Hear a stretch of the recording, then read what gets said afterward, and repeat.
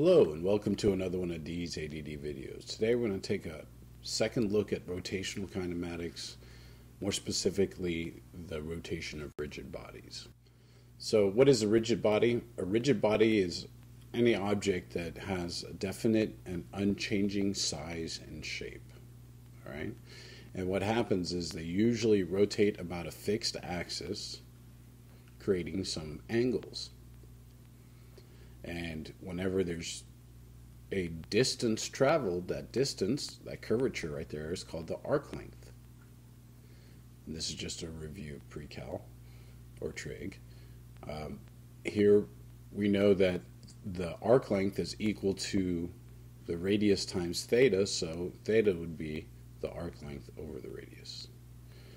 If you've forgotten any of your basics of trig, like how to convert from degrees to radians and all that, please go to the pre-calculus section and just take a few minutes to review.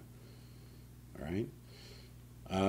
So the most basic thing that can be asked from you, if we were looking at some rigid point, whatever it is, let's just say it's a spherical point that goes from here to here, and we want to know what the angular displacement of that rigid body is. Well, angular displacement, anytime it's delta theta, delta anything is final minus initial, so you would take theta 2 minus theta 1.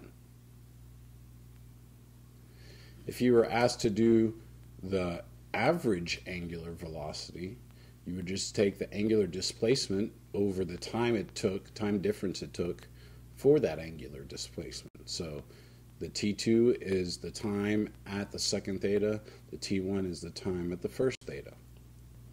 If they ask you for instantaneous angular velocity, there's one of two ways you can do it. You can either do the limit as the delta T approaches 0. Sorry, that should be a delta T right there. All right, good enough. Anyway, so limit as delta T approaches 0 of the ratio of the angular displacement to the change in time. So d theta over dt, delta theta over delta t. Now, the derivative version of this is much easier.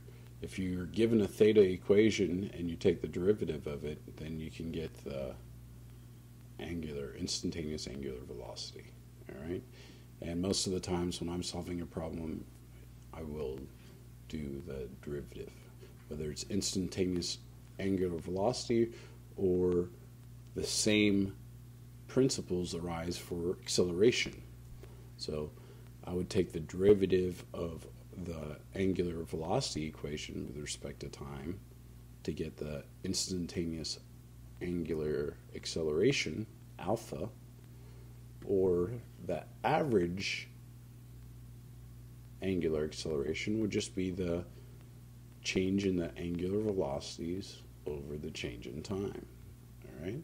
So you can see it's always the previous level change over the change in time whenever we're looking at average, whether it's velocity, that would be the change in the angle, or whether it's acceleration, would be the change in the angular velocity. All right?